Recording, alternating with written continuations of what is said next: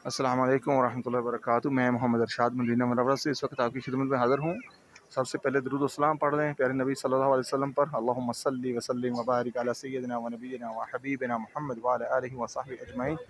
मैं इस वक्त रोज़ा रसूल के सामने जहाँ से सलाम पढ़ कर निकलते हैं, बाबल बकी इसको कहते हैं, बाबल की बकी की तरफ खड़ा हुआ हूँ।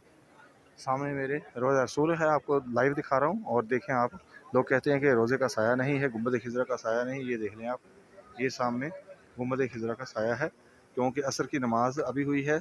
इस टाइम सूरज परली साइड में चला जा चुका है, परली साइड में। तो ये सामने गुंबद खिज़रा है और ये आपकी आंखों के सामने है साया गुंबद खिज़रा का।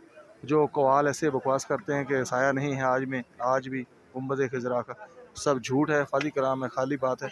ये आपके सामने है।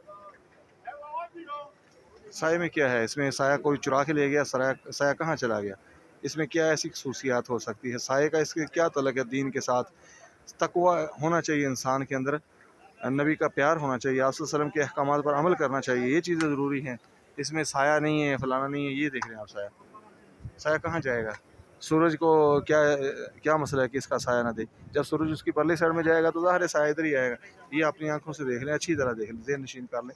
और सामने रोज़ा रसूल देख लें। ये देखो, ये बंदा आ रहा है, ये उसी साये के ऊपर से गुजर के आ रहा है। ये खादम है मस्जिद नबी शरीफ के अंदर, जो खादम है, खिदमत करते हैं, सफाई करते हैं। ये बंदा आ रहा है उसके ऊपर से, ये देख लिया आप।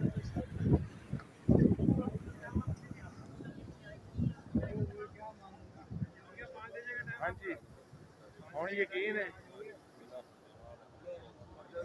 अल्लाह ताला सब मुसलमानों को हिदायत दे, और ऐसे प्रोपगंडे और ऐसे उल्टी सीधे चक्करों में पड़ने का कोई फ़ायदा